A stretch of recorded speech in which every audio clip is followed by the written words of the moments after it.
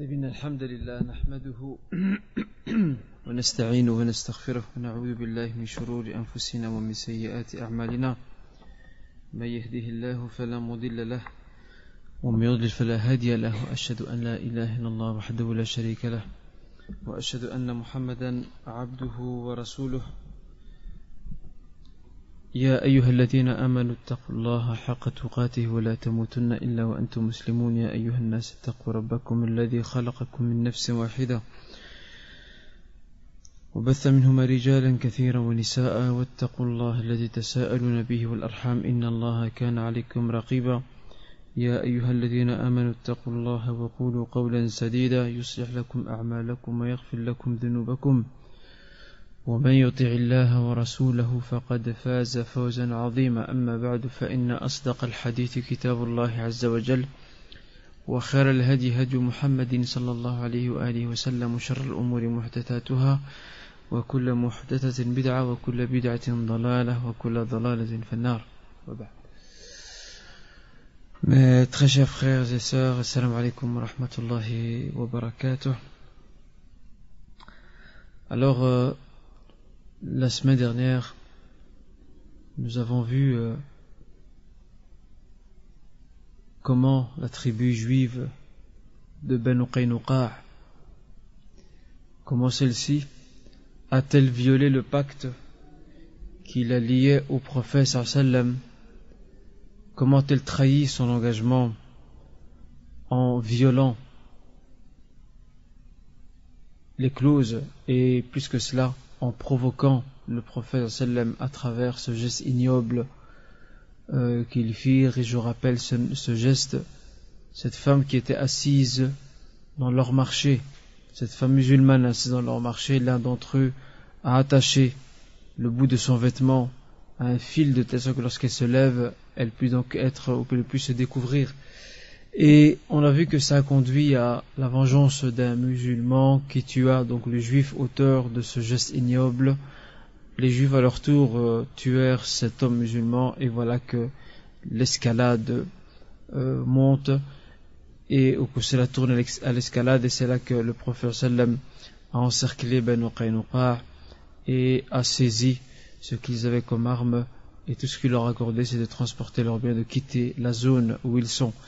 Parce que cette tribu a violé l'engagement, elle a déstabilisé l'ordre intérieur qu'il y avait donc au sein de Médine.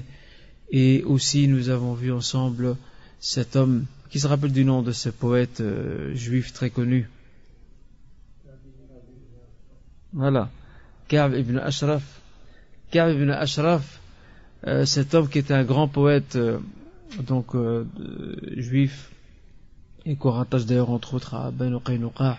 Cet homme composait donc des vers poétiques où il s'en prenait ouvertement au prophète sallam, aux musulmans, et plus que cela il faisait part de ses condoléances et de sa tristesse, son chagrin quant aux morts des polythéistes lors de la bataille de Badr, et il encourageait les Mecquois, les Quraysh à reprendre leur revanche et ne pas se laisser faire.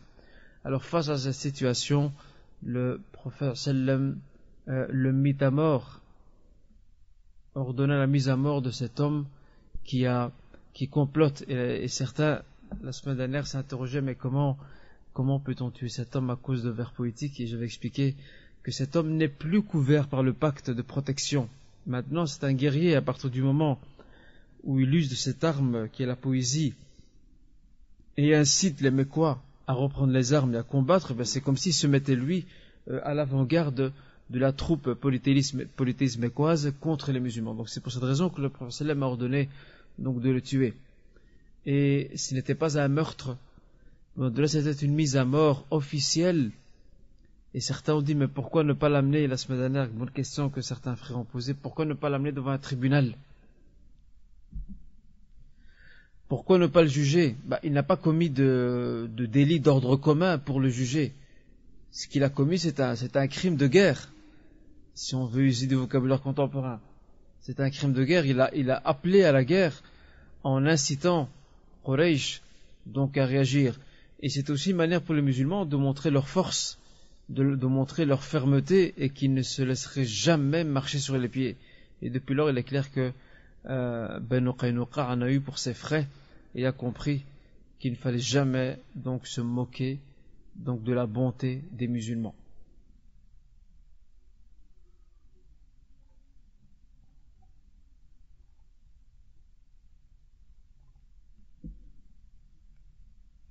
Et j'aime à citer cette parole que l'on attribue à Uthman ibn Affan. Le compagnon Uthman ibn Affan avait une très belle parole. Cette parole a toujours sa pertinence et son actualité jusqu'à aujourd'hui. Il dit Inna Allah la yaza'u bis sultan ma la yaza'u bil Qur'an. Dieu dissuade par l'autorité plus qu'il ne dissuade par le Coran. Autrement dit, il y a des gens qui ne comprennent que l'autorité pour se remettre dans les rangs. Tu as beau l'histoire, ça entre dans une oreille, ça sort de l'autre. Mais quand il y a une autorité derrière qui va lui frapper sur les doigts, là il sait qu'il doit se tenir à carreau. Eh bien, pareil ici. Le prophète sallam aurait pu exhorter Banu Qaynuqa à respecter leurs engagements. Mais il a préféré leur montrer la fermeté afin qu'ils prennent conscience qu'ils doivent rester sur leur garde et respecter cet engagement moral qu'ils ont pris envers la communauté de l'islam naissante donc au sein de Médine. Nous allons aujourd'hui, et avant de passer à ça, la semaine dernière j'avais aussi expliqué et rappelé que tous ces événements se sont produits après la bataille de Badr. Parce que avant la bataille de Badr, la communauté juive de Médine, les quelques polythéistes restants, surveillaient de près, voyaient comment les choses allaient évoluer. Mais après la bataille de Badr, ils ont compris que l'islam était devenu une véritable menace, d'où leur réaction, d'où leur trahison, d'où leur provocation. Nous avions aussi parlé, et je vous avais promis d'ailleurs de vous l'apporter, nous avions parlé donc de certaines lettres que le prophète Mohammed sallallahu alayhi wa sallam a adressées à des contemporains à lui. Je l'ai apporté avec moi, il est ici présent. C'est un livre écrit, je rappelle, par le professeur Mohammed Hamidullah, le Pakistanais, rahimahullah. Et ce livre s'appelle donc 6 originaux des lettres diplomatiques du prophète de l'islam. 6 originaux des lettres diplomatiques du prophète de l'islam. Les manuscrits ont été découverts donc dans certains pays arabes, particulièrement en Arabie, et sont maintenant gardés dans des musées. Donc je rappelle 6 originaux des lettres diplomatiques du prophète de l'islam. Bien entendu, dans mes connaissances, c'est la seule édition qui existe, c'est la première édition, et celle-ci date de 1986. Donc il y a combien de temps de ça? Il y a 21 ans. Le temps passe vite quand même. On ne s'en rend pas compte. Il y a 21 ans de cela, ce livre a été édité. Et pour ceux qui veulent connaître le nom de la maison d'édition, je vais pas me tromper au niveau de la lettre, ok. C'est les éditions Tougoui. Les éditions Tougoui. Donc j'ai pu redécouvrir un peu ce livre. Et en fait, les 6 lettres sont des lettres adressées à des rois et des gouverneurs de l'époque, dans lesquels il les invitait à l'islam. Parmi ceux-ci, la première lettre est adressée à Al-Muqawqis. Al-Muqawqis, c'était le grand dirigeant, si vous voulez, d'Égypte de l'époque. Vous avez aussi deuxième lettre, Al-Mundhir, adressée au gouverneur de Bahreïn. Troisième lettre, adressée à Négus, Al-Najashi, d'Abyssinie, d'Éthiopie. Quatrième lettre, celle-ci est adressée à Héraclius, Héracl en arabe, l'empereur de Byzance. Cinquième, Kisra, qui est le roi de Perse. Et sixième, Jaifar et Abd de Oman. À ne pas confondre avec Amman. Oman et Amman, ce n'est pas la même chose. Amman, c'est la capitale de la Jordanie. Oman, c'est un petit pays qui aujourd'hui aussi existe. La question, allez, un peu de géographie. Qui connaît la capitale de Oman? Alors, Mourad, tu réserves un petit présent à celui qui découvre le nom de la capitale de Oman. Ce pays existe aujourd'hui, c'est un tout petit pays, près de l'Arabie. Non. Qui sait me dire le nom de la capitale de Oman? Pas de candidat? Non, on a dit, attention, Amman, on a dit, Amman, c'est la capitale de la Jordanie. Ça y est, c'est réglé. Maintenant, nous avons Oman. C'est un petit pays. Quel est le nom de sa capitale? Non. C'est vrai que quand on voit Koweït, la capitale c'est Koweït City. Mais là, c'est Oman, c'est différent. Personne n'a une idée? Youssef? Non. Masqat. Masqat, c'est le nom de la capitale de Oman. Et Oman, donc à qui était adressé? Donc au dirigeant, la lettre, excusez-moi, était adressée à son dirigeant. Oman est devenu, avec l'histoire et le temps, le bastion de la secte des Khawarij. Les Khawarij se sont installés là-bas. Qui sont les Khawarij en deux mots, parce que c'est pas vraiment ça le sujet. Les Khawarij, ce sont ces soldats, ces hommes qui sont sortis des rangs de Ali ibn Abi Talib lorsqu'il avait le différend avec Muawiyah, radiyallahu anhuma, que Dieu les agrée tous les deux. Eh bien, Al-Khawarij, on les appelle Al-Khawarij, les sortants en français, parce qu'ils ont quitté les rangs de Ali, n'ont pas accepté l'arbitrage avec Muawiyah. Et d'ailleurs, le prophète avait parlé d'eux déjà à l'avance. Il y a plusieurs hadiths sur eux. Qui les décrit comme quoi sont des gens, sont de grands adorateurs ubad, ils sont jeunes, ils se rasent le crâne. Attention, hein, s'il y a des jeunes aujourd'hui qui se rasent le crâne, ça ne veut pas dire qu'ils font partie de ces gens-là. Et cependant, comme le dit le Prophète, ils lisent le Coran, mais le Coran ne dépasse pas le fond de leur gorge. Autrement dit, l'enseignement coranique n'a aucun impact, n'a pas d'imprégnation sur eux, ne les a pas imprégnés dans leur comportement, leur attitude.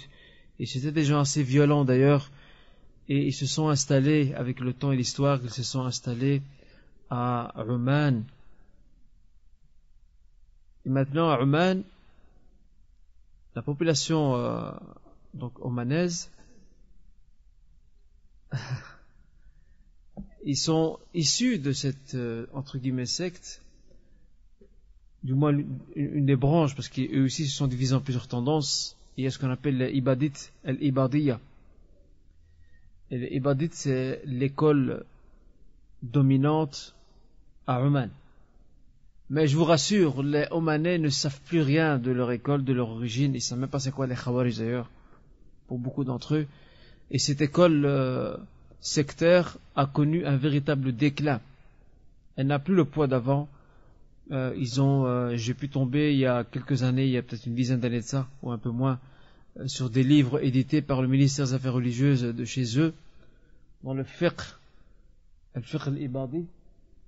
Donc le fiqh, la jurisprudence selon l'école ibadite, donc l'école de cette secte al-Khawarij, mais je peux vous garantir que ça n'a pas grand impact, vu que la majorité du monde musulman, bien sûr, est sunnite, à part quelques contrées qui sont chiites.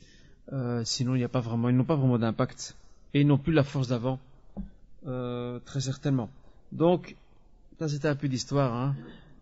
Oman, je rappelle, donc Jaifar et Abd ont reçu un message du prophète sallam et vous avez lu devant vous. Je vous avais aussi parlé du pacte de Omar, le traité omarite si vous voulez, Al-Uhd al-Umariya. La voici ici. Elle est ici devant vous, elle est en arabe. Elle est extraite d'un livre beaucoup plus grand, en 4 volumes, qui s'appelle Ahkam Ahli Dhimma. Tous les préceptes juridiques concernant le statut de minorité des chrétiens et des juifs en terre d'islam.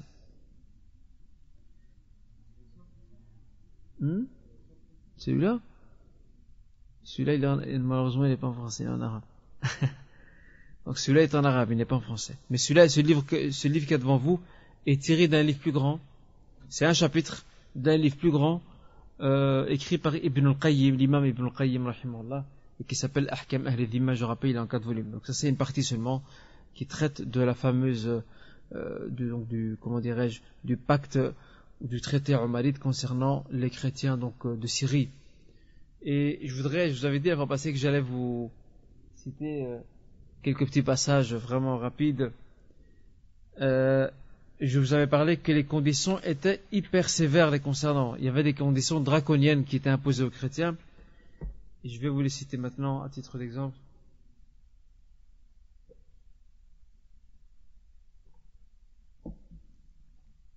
Juste pour que vous ayez une idée. Hein.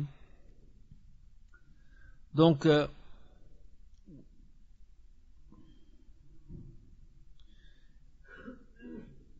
il s'adresse à un de ceux qui ont dirigé les troupes musulmanes en direction de la Syrie et qui ont battu les Romains, Abdurrahman ibn Ghanm. Ils disent إن حين قدمت بلادنا طلبنا إليك الأمان لأنفسنا وأهل ملتنا على أن شرطنا لك على أنفسنا. Et là je vais citer. Donc lorsque tu es venu dans notre contrée, nous t'avons demandé donc la paix et la sécurité pour nous et pour les gens de notre confession et bien sûr nous avons mis une série de conditions, nous nous sommes mis d'accord ensemble sur une série de conditions. Regardez ces conditions. Allah nuhditha fi madinatina kalisa. Nous ne créerons aucune église dans notre ville.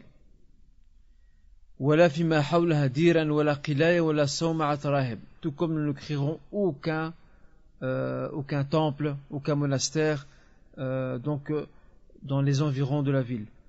Wala nujaddidu ma khariba min kana'isina. Et nous n'allons pas renouveler nos églises qui sont en destruction. Et non plus les églises qui sont en train de s'écrouler et qui se situent dans les plans urbanistiques musulmans. Les musulmans, quand ils sont arrivés en Syrie, ils ont commencé à tracer le territoire pour bâtir de nouvelles cités. Alors les églises qui se trouvent là-bas, on s'engage à ne pas les renouveler.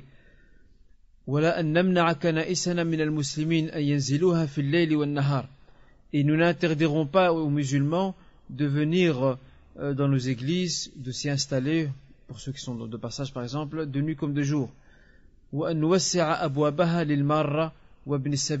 nous allons agrandir les portes de nos églises pour les passants et pour ceux, pour les voyageurs qui sont de passage. Regardez. Et nous n'accepterons l'asile de personne, ni dans nos églises, ni dans nos demeures. Nous n'accepterons en aucun cas l'asile d'espions. Donc ça veut dire s'il y a des espions, pas question qu'on les couvre, qu'on les cache chez nous ou dans nos églises. Et jamais nous ne tricherons ou nous dévoilerons, ou plutôt nous ne dissimulerons des informations qui touchent les musulmans.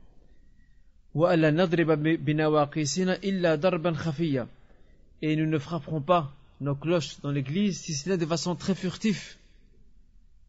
De façon donc très très furtive, autrement dit, ils frapperont leur cloche à l'intérieur de l'église de façon très légère, pour pas que les gens de l'extérieur entendent. Regardez comment c'était comme assez sévère. Et nous ne mettrons pas de croix dessus. Et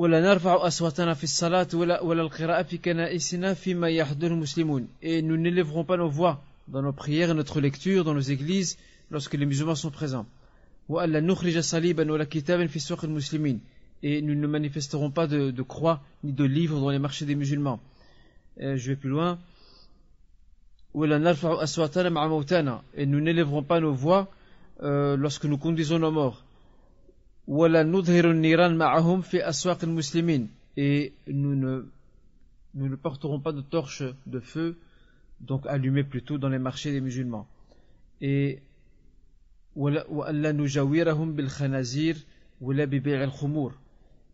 et nous n'établirons pas de voisinage avec les musulmans avec nos porcs, et pas question de vendre l'alcool. Et bien d'autres. Et pour aller plus loin, regardez ici. وألا نتشبه بالمسلمين في لبس أو لبس قلنسوة ولا عمامة ولا نعل ولا فرق شعر. Et nous n'essaierons pas de ressembler aux musulmans dans leur manière de s'habiller, ni dans le chapeau qu'ils portent, ni dans le turban, ni dans leurs vêtements, ni dans leur coupe de cheveux. ولا نتكلم بكلامهم. Et nous ne parlerons pas comme eux. ولا نكتني بكناهم. Et nous ne porterons pas les surnoms qu'ont porté les musulmans. Regardez, c'est plus grave que ça. وأن نجوز مقادم رؤوسنا. Et nous raserons les débuts de notre tête, de nos cheveux. On va les raser. C'est un signe distinctif pour que les musulmans sachent que ce sont eux des chrétiens. Ils sont là. Et je passe d'autres. C'est plus long. Hein. Je passe d'autres. Là où je veux en venir, c'est que ça a donné lieu à un très grand débat entre les historiens contemporains quant à l'authenticité. Et je vais citer là-bas passé qu'il y a le cheikh Subhi Saleh Hassam al-Ra'i, le Libanais, qui est décédé, qui a été tué au Liban, rahimallah, qui lui conteste l'authenticité de ce document. Selon lui, non seulement il contiendrait certains termes utilisés qui n'étaient pas d'usage à l'époque, selon lui, et deuxièmement, il ne répond pas à l'esprit de l'islam. L'islam n'est pas là pour humilier les autres, mais plutôt pour établir une certaine coexistence pacifique.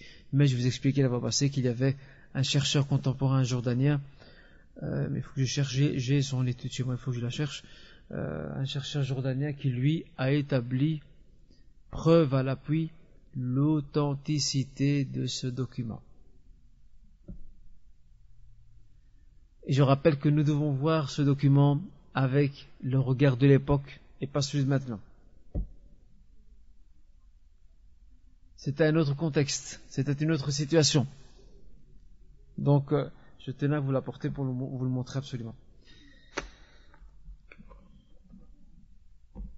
Et donc, j'avais soulevé la question, tout le statut de ce qu'on appelle les dhimmiyin, les statuts des minorités religieuses, confessionnelles, chrétiennes et juives en terre d'islam, avec le temps, comme vous savez, il y a une jurisprudence assez riche qui s'est développée dans les 4 écoles et dont certains États musulmans ont appliqué plus ou moins à la lettre, je dis bien plus ou moins à la lettre. Alors la question qui serait intéressante de chercher, c'est de savoir est-ce que ces différentes législations, ces différentes prises de disposition de la part des tribunaux musulmans de l'époque, en Andalousie, en Irak et ailleurs, est-ce qu'ils se sont quelque peu inspirés du pacte de Omar, ou alors l'ont-ils dépassé? Ça, c'est une question que je laisse à l'histoire, car je n'ai pas d'éléments de réponse entre mes mains maintenant. J'ai un livre chez moi, mais il faut aussi que je le cherche. Ça parle des tribunaux spéciaux qu'il y avait en Andalousie, qui étaient uniquement consacrés aux gens du livre. Et ça, quelque part, ça renvoie un peu à l'époque même du prophète. Donc, si vous voulez, ma question, c'est, y a-t-il un fil conducteur entre le pacte de Médine, que le prophète a mis sur pied, avec les chrétiens, avec les juifs plutôt, le pacte de Omar, bon, qui, en partie, a repris quelques éléments du pacte du prophète sallam, en partie, parce que le gros n'était pas, et parce que c'était une nouvelle situation à laquelle il fallait s'adapter. Et puis, il y a aussi l'époque, bien plus tard, et là ce serait intéressant de mettre un fil conducteur, de savoir qu'est-ce qui a évolué dans le rapport avec les gens du livre, donc à travers ces contrées, et ça peut nous aider à nous aussi en ces temps, afin de mieux comprendre comment l'islam conçoit la relation avec les non-musulmans au sens large du terme, et plus particulièrement les chrétiens donc et les juifs. Tout comme aussi j'ai lu un article l'année dernière d'un frère qui est sociologue en France et qui est converti à l'islam. C'est un Italien. Il a écrit un article assez intéressant où il parlait donc du fait qu'en Inde, par exemple, en Inde, les chrétiens, il y a une minorité chrétienne, mais cette minorité chrétienne n'a pas plus de 2-3 siècles. C'est très récent, c'est avec la colonisation anglaise qu'ils sont arrivés là-bas. Mais bien avant, il y a toujours eu des hindous, des sikhs, des polythéistes, des mouchriquines. Et pourtant, les musulmans ont fait preuve d'une très grande adaptation avec ces gens-là. Et l'une des écoles qui a le plus travaillé sur ce sujet, c'est l'école hanafite. L'école de l'imam Abu Hanifa, rahimahullah, qui a le plus travaillé sur ce domaine-là, parce que justement, l'Inde faisait partie donc des régions à dominance hanafite. Et ils ont fait preuve de plus de souplesse par rapport aux autres écoles. L'école malikite, shafi'ite, hanbali n'ont jamais été confrontés, à part les chrétiens et les juifs, ils n'ont jamais été confrontés aux polythéistes, comme l'a été l'école hanafite en Inde particulièrement, où il y a quand même l'Inde, lorsqu'elle faisait partie du monde de l'islam, une bonne partie de sa population était polythéiste. Et les juristes hanafites ont fait un très grand travail, assez admirable d'ailleurs, dans une certaine adaptation, si vous voulez, de la relation et de leur trouver un statut particulier pour traiter avec ces gens-là qui sont là et qui ne sont pas musulmans. Mais ça, bon, ça fait partie de la recherche historique. Et ça mérite quand même, je trouve que ça mérite quand même étude et approfondissement, surtout en ces temps où on nous parle de clash des civilisations, comme l'a très bien dit Samuel Huntington, qui est un chercheur américain d'une éminente université américaine, qui a écrit un bouquin qui s'appelle le clash des civilisations, ou le choc des civilisations. Et cet homme, il faut savoir que son livre est la référence auprès de la Maison Blanche, auprès des faucons évangélistes de la Maison Blanche, de l'équipe de l'administration américaine de M. Bush. Et donc, ce livre est une référence pour eux. Pour eux, l'ennemi de l'humanité et l'ennemi du monde libre, c'est l'islam. Et pour ne pas frapper l'islam directement, alors ils utilisent un autre terme. Ils parlent d'islamisme.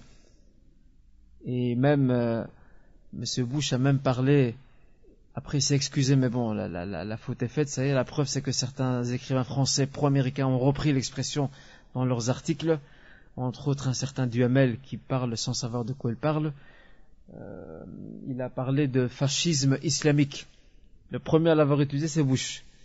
Et on voit que certains auteurs français, soi-disant spécialisés dans la sécurité, dans tout ce qui est, comment dirais-je, prévention contre le terrorisme, comme ils disent, eh bien, il a donc repris cette thèse-là du fascisme islamique. Ce livre mérite d'être lu.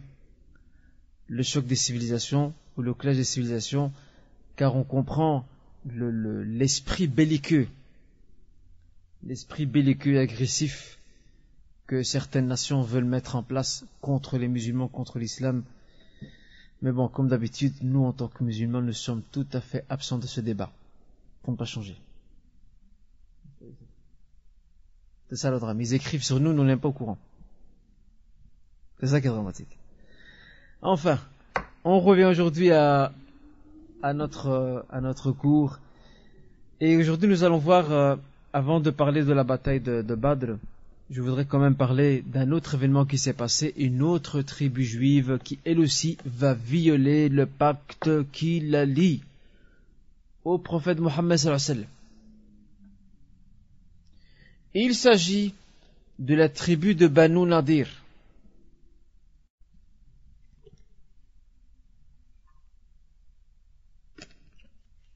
Et je le dis, je le rappelle tout le temps, mes honorables frères, je le dis et je le répète, et je ne cesserai de vous le répéter, on doit lire. On doit beaucoup lire. Il y a des tonnes de livres qui sont sortis de plumes occidentales sur l'islam. C'est triste. Ils nous connaissent mieux que nous-mêmes. Ils nous connaissent, nous, mieux que nous-mêmes. Je pense à un simple exemple. Le professeur D'Assetto, Félicie D'Assetto, qui est d'origine italienne et qui est prof que d'ailleurs j'ai rencontré à plusieurs reprises, qui est prof à l'UCL. Il est sociologue et anthropologue. Il a écrit un livre qui s'appelle Facettes de l'islam belge. comme ça. Facette de l'islam belge.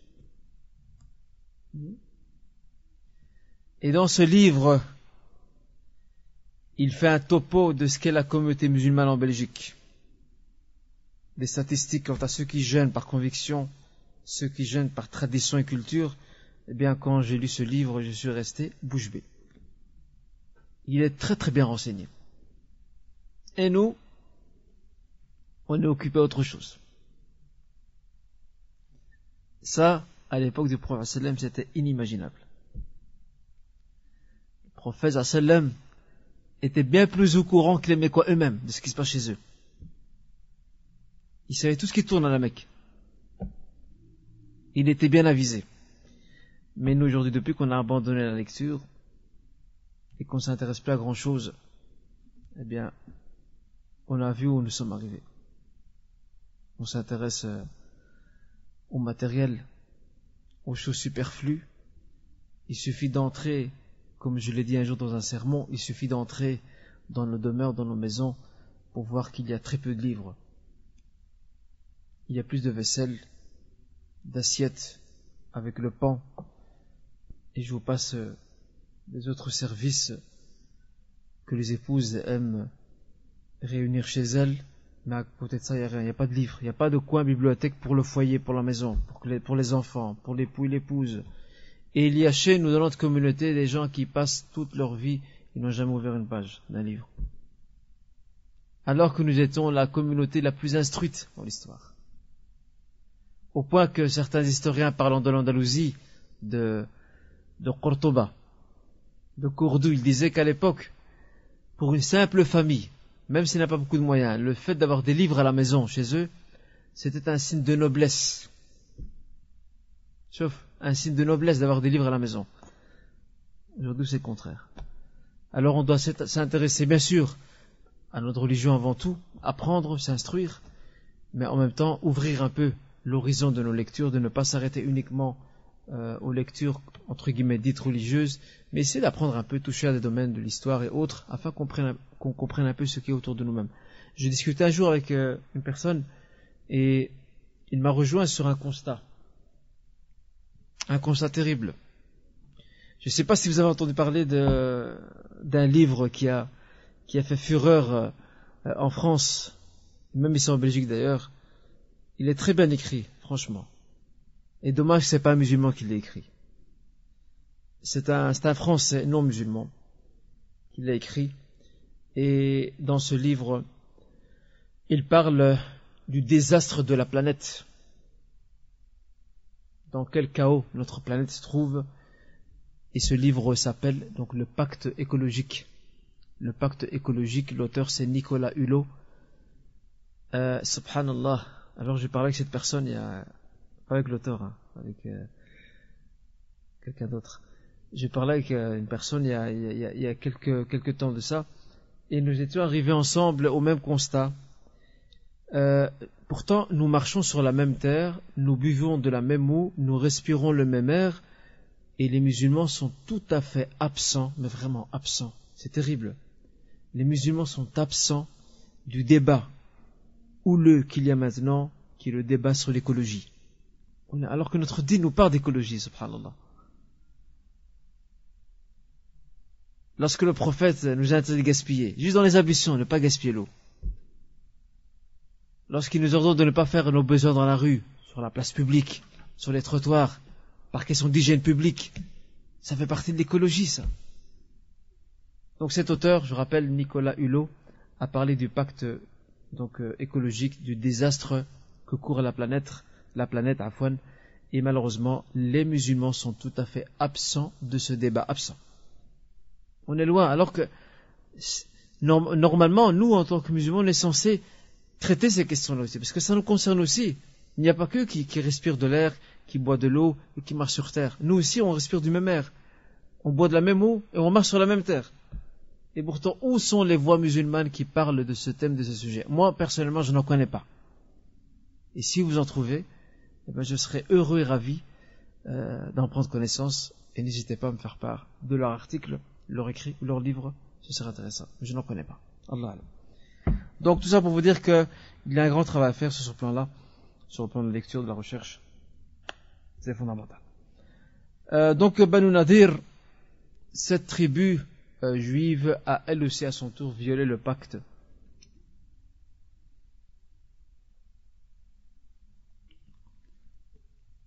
Les historiens donc se sont controversés quant au moment, à quel moment cette tribu a-t-elle violé son pacte? À quel moment? Ça s'est passé quand?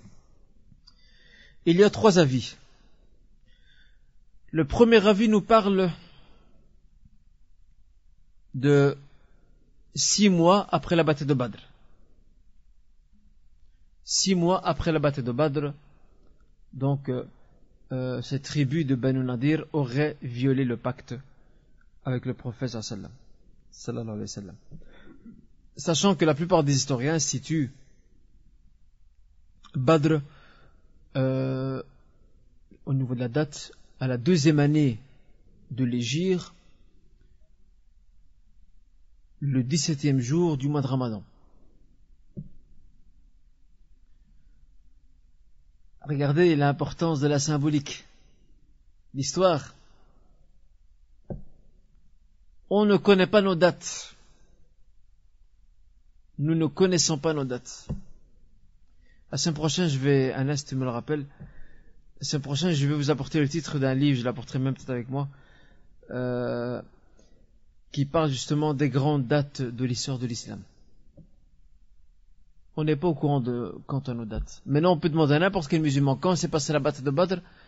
Le plus avisé vous dira pendant Ramadan. Mais quand pendant Ramadan? Et quelle année? Parce qu'on ne s'intéresse à plus rien. Ça fait partie de notre histoire. Quelle date, Yusri? Eh voilà, 17e jour de la Ramadan. C'est une fête, on peut fêter ce jour-là. Hein? Comment? Non, je sais pas, le soir, on fait zerda, on fait un bon souper, parce que c'est quand même un jour important. Qu'est-ce que t'en penses, Yusri? On fête ce jour-là, mais on le fête pas.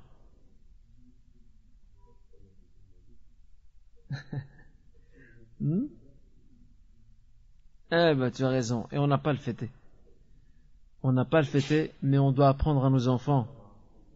On doit apprendre à nos enfants ce que représente cette date dans l'histoire de l'islam. Très important. Très bien. Le 2e avis, quant à lui, nous dit que cet événement s'est produit lors du mois de Muharram,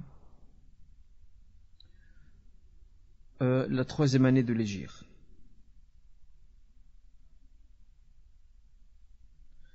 Et le 3e avis, quant à lui, il nous précise que cela s'est produit la 4e année de l'Hégire, lors du mois de Rabi' al-Awwal.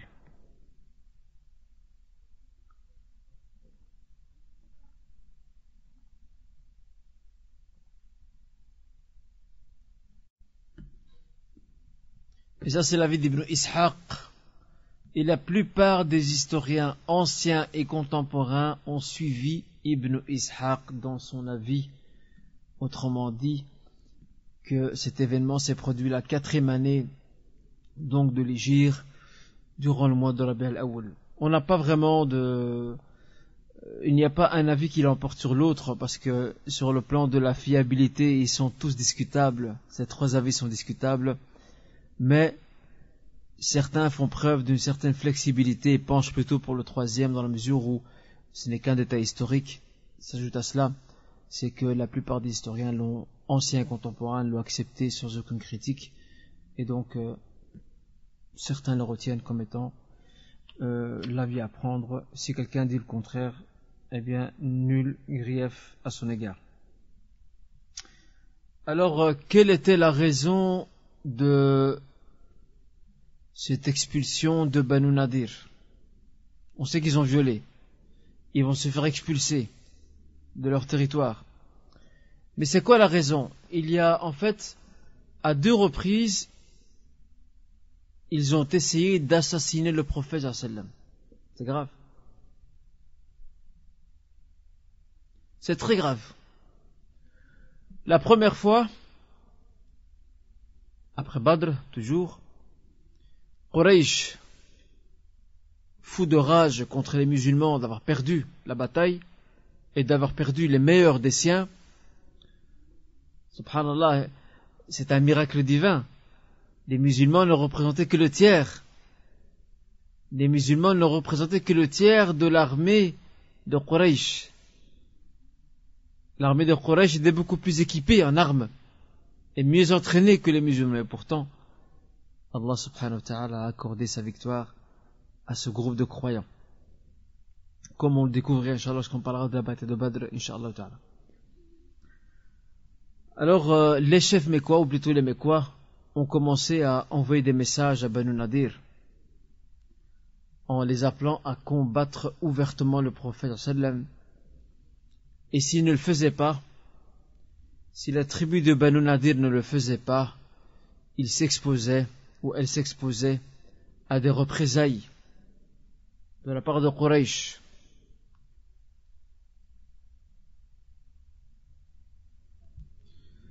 Donc si la tribu de Banu Nadir ne prenait pas les armes et ne combattait pas le prophète sallallahu alayhi wa sallam, eh bien elle s'exposait à des représailles de la part de Quraysh.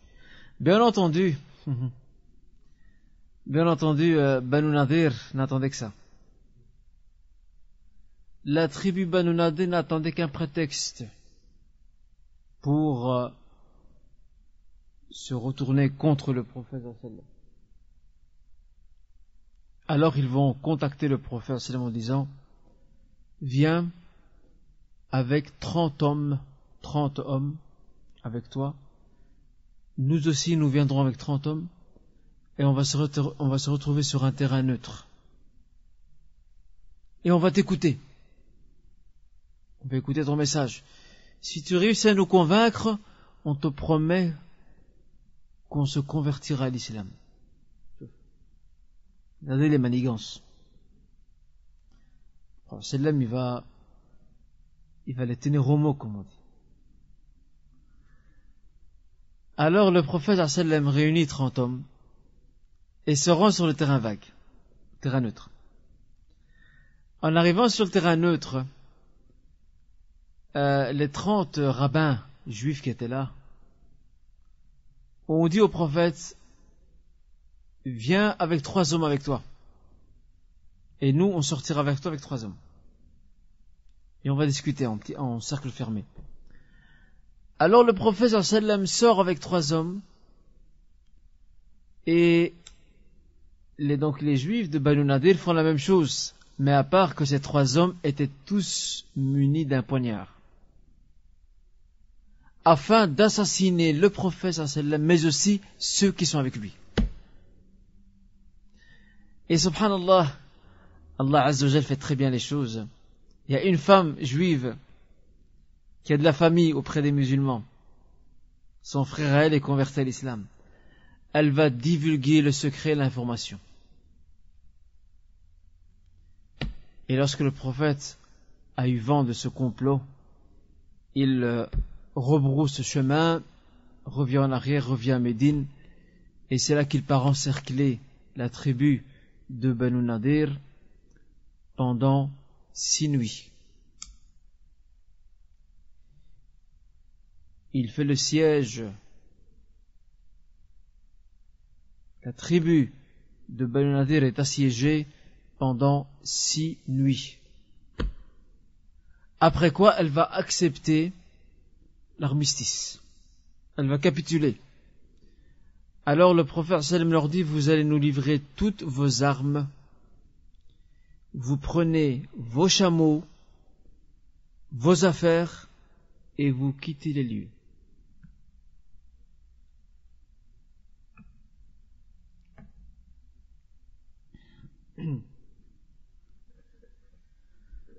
Et c'est pas fini. L'autre tentative d'assassinat, le prophète sallam se rend chez eux. Il se rend chez eux pour leur demander de l'aide. Mais quelle aide?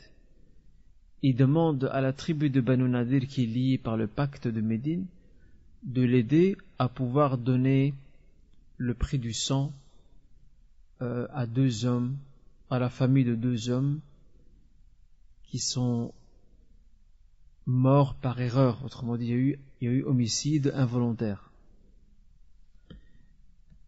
Il y a eu homicide donc involontaire.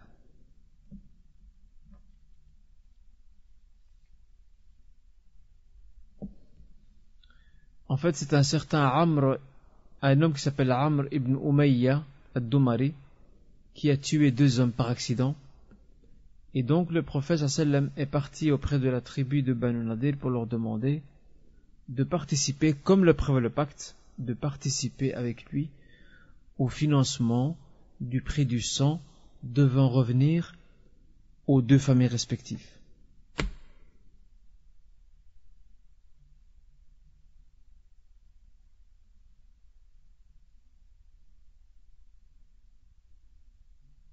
Et alors que le prophète était assis auprès du mur de l'une des demeures, l'un des juifs de Banu Nadir était au-dessus et s'apprêtait à faire tomber une pierre sur le prophète sallam afin de le tuer. Regardez la manigance, et c'est à ce moment-là que le prophète est averti sallam. Il est averti par la révélation et il se retire à temps, évitant ainsi donc cette grosse pierre de lui tomber dessus. Il rentre à Médine et il ordonne de partir siéger ou assiéger donc cette tribu.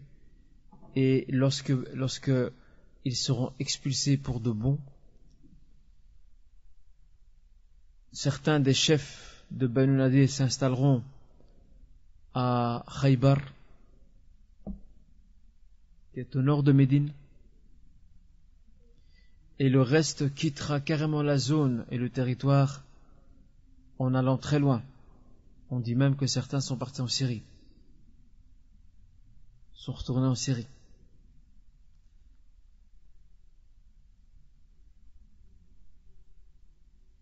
Et en fait, c'est une accumulation d'événements qui ont poussé le prophète sallam à expulser définitivement cette tribu. Parmi ces événements, l'encouragement aussi fait par Banu Nadir aux Mécois. On a vu que les Mécois ont encouragé Banu Nadir à combattre le prophète, mais l'inverse était aussi existant. Autrement dit, Banu Nadir aussi encourageait Quraysh à se venger, à prendre les armes, à reprendre leur revanche contre le prophète et contre les musulmans, et c'est ce qui va conduire à la bataille de Uhud. C'est ce qui va conduire vers la bataille de Uhud.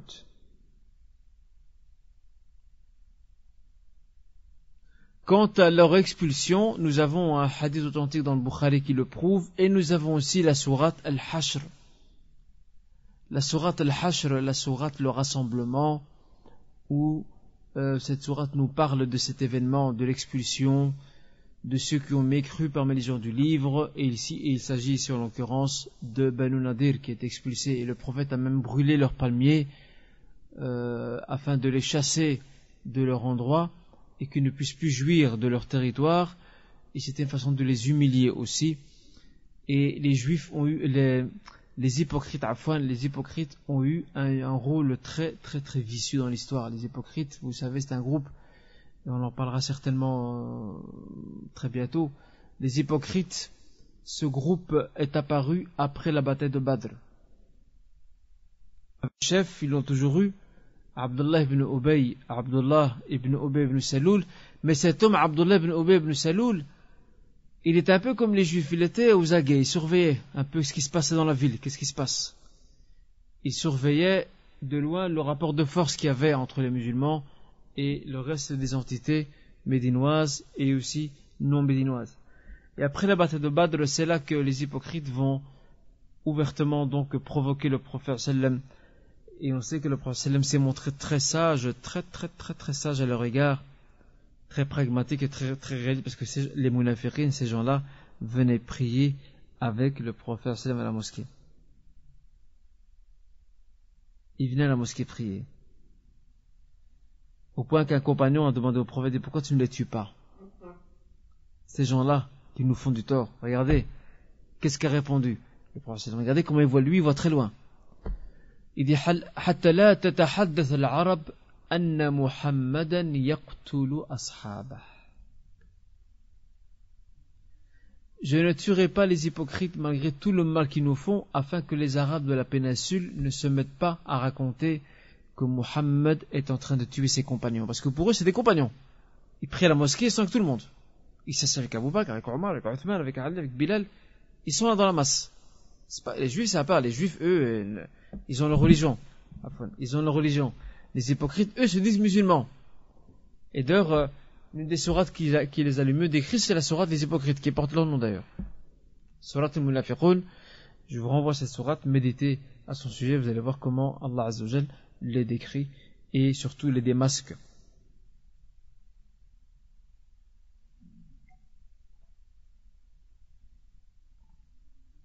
Les hypocrites ont joué un rôle très vicieux dans l'expulsion de Banu Nadir. Ce rôle vicieux qu'ils ont joué, c'est dans le sens où ils ont soutenu Banu Nadir, ils l'ont incité à ne pas quitter les lieux, à tenir tête au prophète sallam. Mais dès que l'encerclement se faisait insupportable et que la victoire pointait à l'horizon, c'est là que les hypocrites ont tourné leurs talons et ils ont laissé tomber leurs alliés. Ils étaient comme ça. Les hypocrites sont des gens, parmi leurs caractéristiques, ce sont des opportunistes. Ils sont très opportunistes. Et c'est ce qui s'est passé. Ils ont soutenu Banu Nadir, ils les ont encouragés à tenir tête, mais lorsque c'était terminé, ils les ont laissés tomber, alors que Banu Nadir aurait espéré que Abdullah ibn Ubay ibn Saloul et ses hommes puissent rejoindre Banu Nadir et combattre le prophète. Ce n'est pas ce qu'il a fait. Lui, gentiment, il s'est retiré, il a sauvé sa face, comme on dit. Il a sauvé sa face et son honneur, et s'est très facilement retiré discrètement avec ses hommes, en gardant les mains propres, et en laissant Banu Nadir noyer dans les problèmes. Et regardez comment ces hypocrites, malheureusement, ont été vicieux. Tout comme aussi, dans le rôle vicieux, ils incitaient Banu Nadir à ne pas dépenser un franc, ou un dirham, ou un dinar, en faveur du prophète, en faveur de la communauté. Parce que, comme vous savez, il y a un pacte. C'est ça qui est beau dans la sourate. Indirectement, elle fait allusion au pacte. La sourate al-Hajj, la sourate de rassemblement, indirectement, elle fait allusion au pacte. Parce que les Juifs disaient justement, la tunfiqu ala ma 'inda rasulillah hatta yanfaddu, ne dépensez pas pour les musulmans et pour le prophète, jusqu'à ce que leurs biens à eux, les musulmans, s'épuisent. Regardez comment ils réfléchissaient. En fait, ils incitaient ouvertement Banu Nadir à ne plus engager à ne plus honorer plutôt leurs engagements financiers par rapport à la communauté musulmane. Donc, et là aussi, les hypocrites vont être déçus et vont être surpris de voir que les musulmans ont été tenaces et fermes face à la tribu de Banu Nadir, et lorsque le sort de cette tribu était scellé et qu'elle devait quitter le territoire, c'est là qu'ils se sont vite retirés et ont fait comme si de rien n'était. Et ces hypocrites existeront jusqu'à la fin des temps. Même maintenant, il y en a encore. Et c'est pas les hypocrites celui qui te dit une parole puis après et tu dis autre chose. Non. Ces hypocrites-là, ce sont ceux qui se font passer pour des musulmans, mais à l'intérieur d'eux-mêmes, ils ne croient en rien. Ils ne croient même pas en ce message. Et sont contre l'islam. Parce que l'hypocrisie se divise en deux catégories. Il y a l'hypocrisie majeure et l'hypocrisie mineure. L'hypocrisie majeure, c'est de manifester le contraire de ce qu'on croit. C'était le cas de ces gens-là à l'époque du prophète. Ils disent, oui, on est musulmans, on croit en toi, mais en fait, eux ne croient pas en lui. Juste, ils se servent de bouclier pour que personne ne puisse les critiquer. Et ça, c'est bien sûr, c'est de la mécréance pure. Et ceux-là sont en enfer. Ils sont même au plus bas degré de l'enfer. Ils sont au plus bas degré de l'enfer parce qu'ils ont cherché à tromper les musulmans en se faisant passer eux-mêmes pour des musulmans et en complotant à l'intérieur de la société musulmane. L'hypocrisie mineure, elle, c'est tout acte immoral. Et ces actes sont au nombre de 4. Ces actes sont au nombre de 4. Le premier de ces actes immoraux, c'est mentir. Parler en mentant.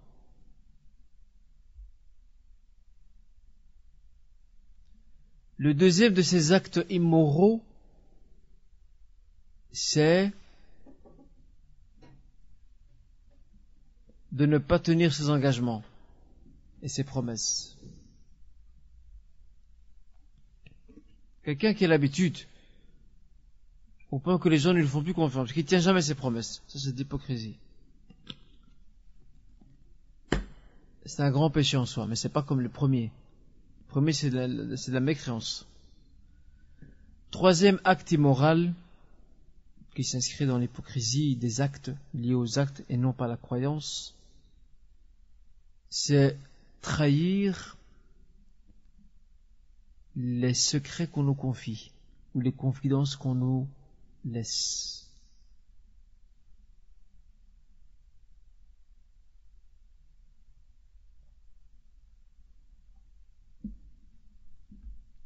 Je vais vous donner un exemple. Nous, on a une maladie chez nous. En tout cas, je parle des Maghrébins, des Arabes, des autres, je ne sais pas.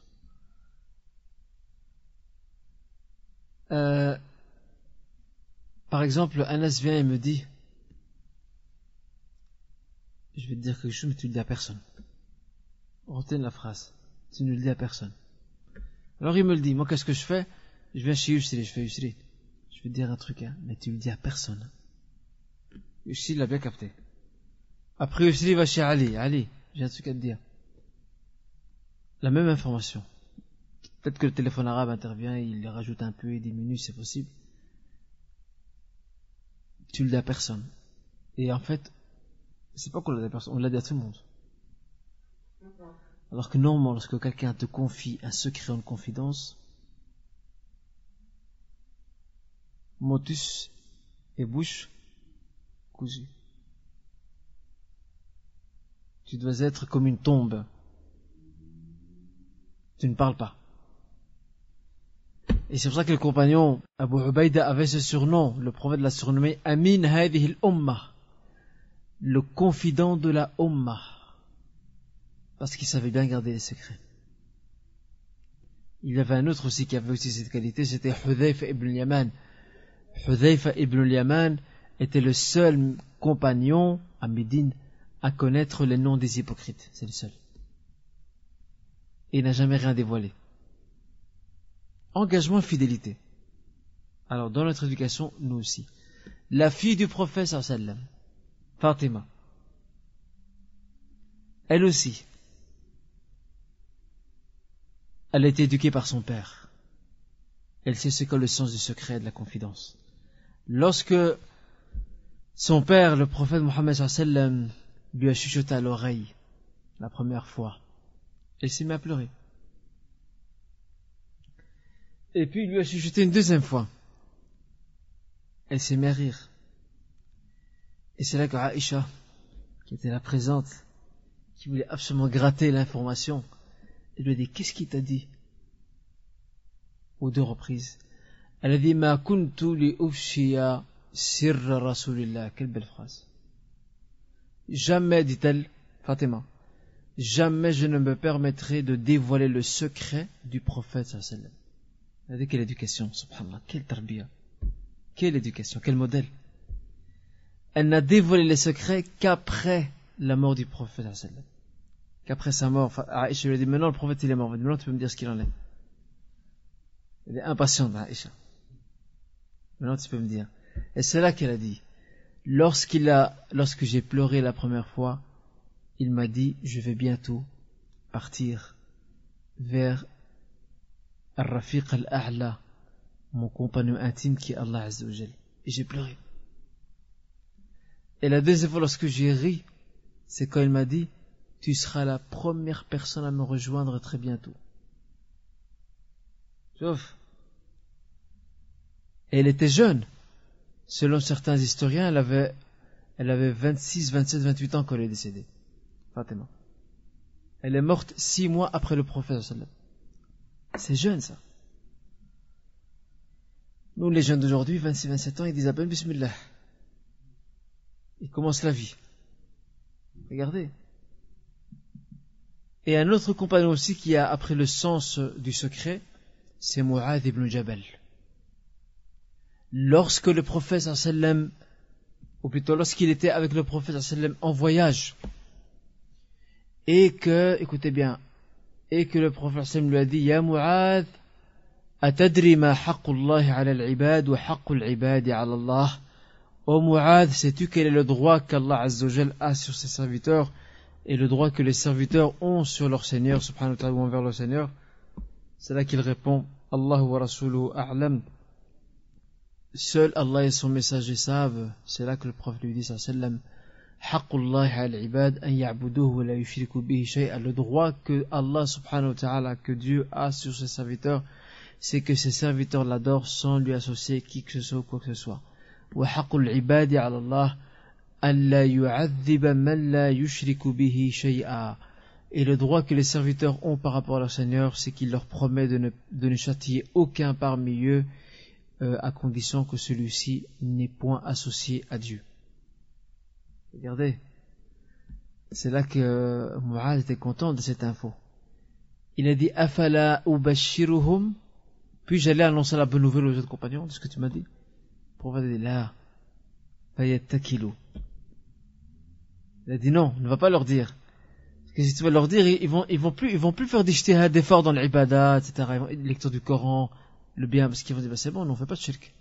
C'est bon, donc on sera pas exposé au châtiment. Donc les compagnons risquent de se reposer sur leur laurier. De dormir tranquille. Ben non, le prophète ne va pas leur dire. Parce qu'il avait peur des conséquences inverses de cette parole. C'est comme si aujourd'hui, par exemple, on vous dit, voilà, ben c'est bon, tu fais partie des gens du paradis. Ben, ou qu'un professeur te dit, voilà, c'est bon, toi tu passeras, de toute façon tu auras réussi l'examen, tu passes à l'année suivante. Eh ben, Shaitan peut vraiment te dire, ben pourquoi tu te casses la tête?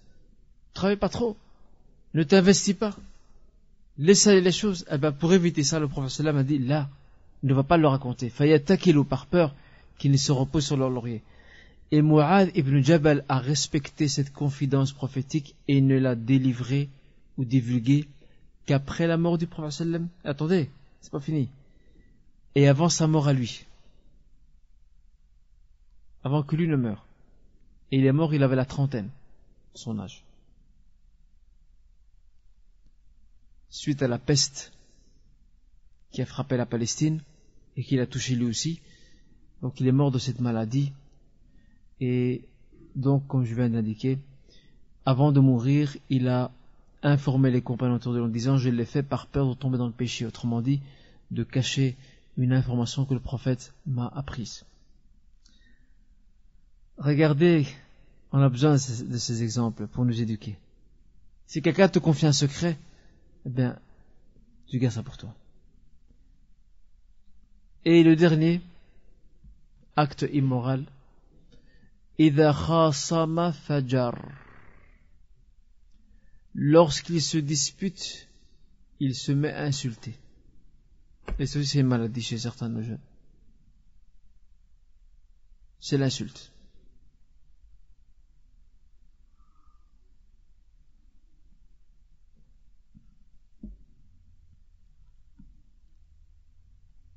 Donc, c'est aussi une caractéristique de l'hypocrite dans ses actes. et pas dans sa croyance bien sûr, parce que c'est plus grave, c'est lorsqu'il se dispute avec son prochain, il se met à insulter. Autrement dit, si dispute il y a, la meilleure des attitudes, on en a déjà parlé dans les cours passés, la meilleure des attitudes c'est de couper court à la discussion.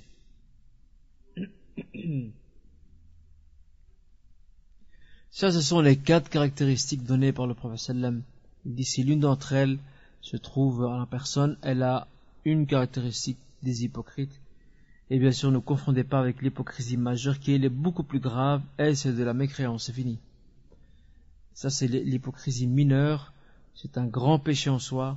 La personne qui meurt dans cet état court gros par rapport à Allah Azza wa Jal, par rapport au châtiment, mais elle n'atteint pas pour autant le stade de l'hypocrisie majeure qui est de dire, de professer le contraire de ce qu'on croit.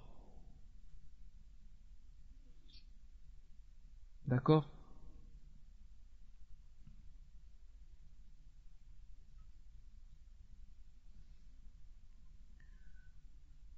Voilà, je ne sais pas s'il y a des questions pour le cours d'aujourd'hui. Ouais.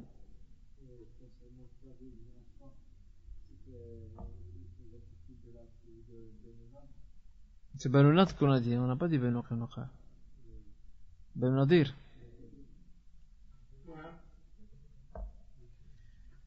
Ka'b al-Ashraf.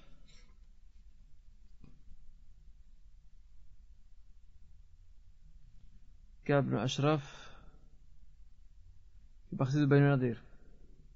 C'est pas Banu Qaynuqa, fait partie de Banu Nadir, c'est juste. Barakallahu fik.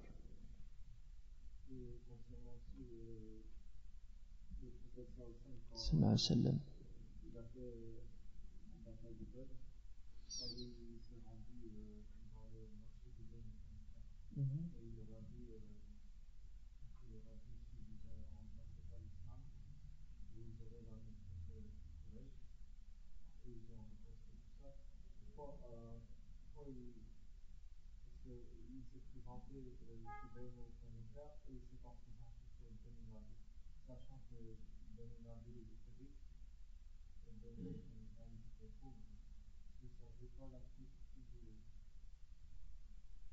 Le fait que le prophète sallam se soit présenté après la bataille de Badr auprès de Banu Qaynuqa et pas auprès de Banu Nadir, sachant, c'est vrai, en plus Banu Nadir est beaucoup plus riche que Banu Qaynuqa, beaucoup plus aisé, ça c'est une question à laquelle je ne sais pas répondre. Est-ce qu'il y avait vraiment une raison? Pourquoi il a choisi Banu Qaynuqa et il n'a pas choisi Banu Nadir? Allahu a'lam.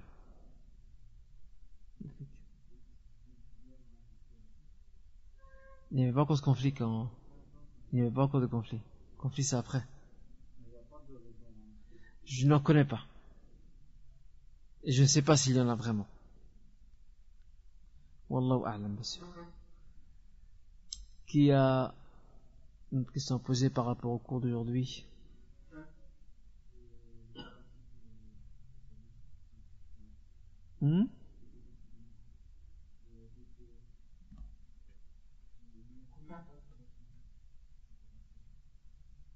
La première tentative de meurtre de la part de Banu Nadir, c'est que Banu Nadir était encouragé par les chefs mécois qui avaient subi une cuisante défaite lors de la bataille de Badr. Ils étaient encouragés à prendre les armes contre le prophète sallam et le combattre, autrement dit à rompre avec le pacte qui les liait au prophète sallam, ce qui est grave en soi, c'est très grave.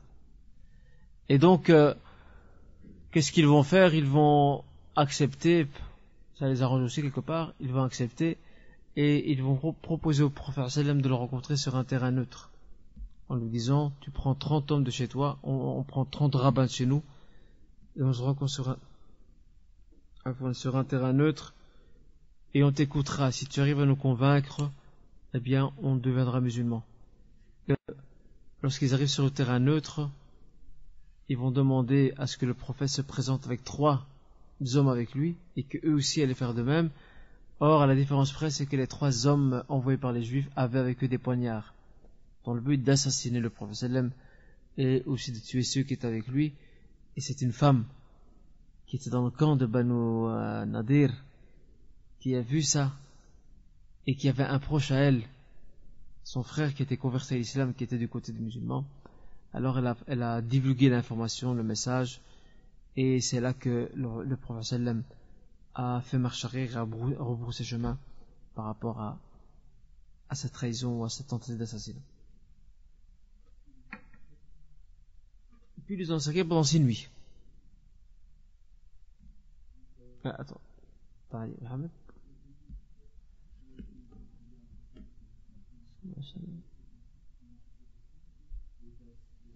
Il était assis, il était parti.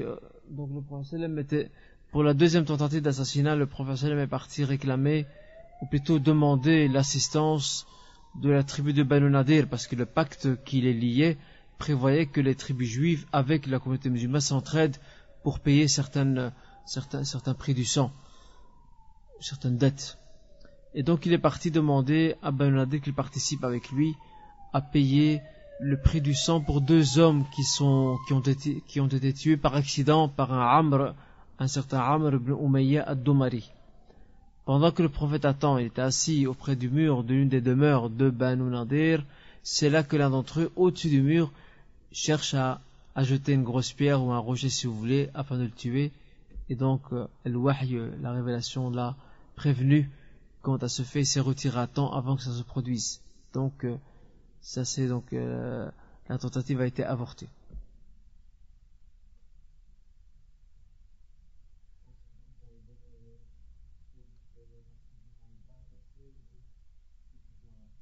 Le début de la sourate, tout le début de la sourate. Donc pour le sourate de le rassemblement, tout le début de la sourate nous parle de cet événement. D'accord? Il suffit de retourner les premiers versets. Directement vous aurez donc affaire à ces situations où Allah Azza wa Jalla parle de ceux qui ont mécru parmi les gens du livre, autrement dit Banu Nadir.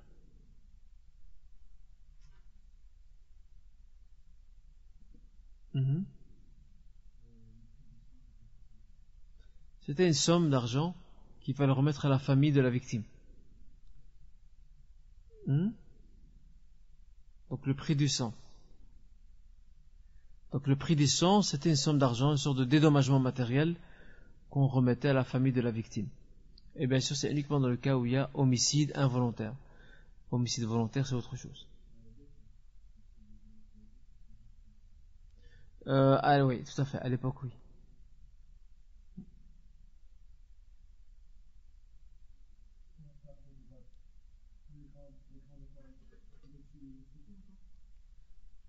Il restait principalement Abu Sufyan.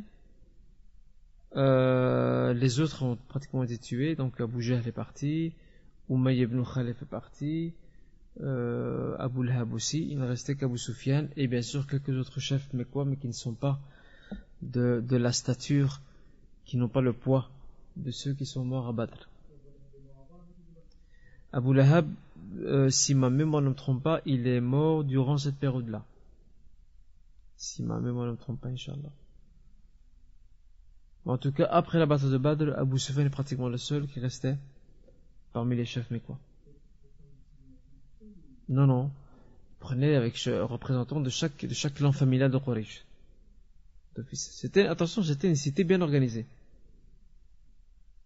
Mais bon, avec l'organisation du prophète, c'était comparé à l'incomparable.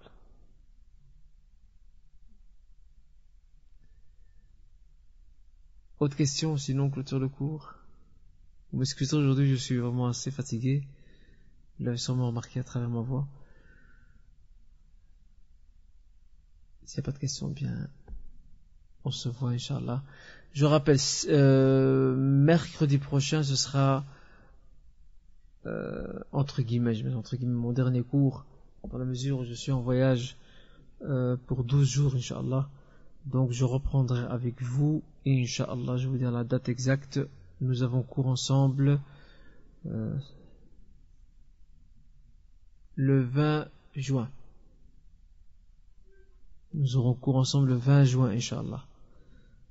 Donc il y a encore cours la semaine prochaine, et puis après, je serai donc Inch'Allah en voyage, et le 20 juin, je suis avec vous ici au cours, Inch'Allah. En vacances, je ne sais pas encore. Je ne pense pas, mais je vous dirai quoi au moment venu, Inch'Allah.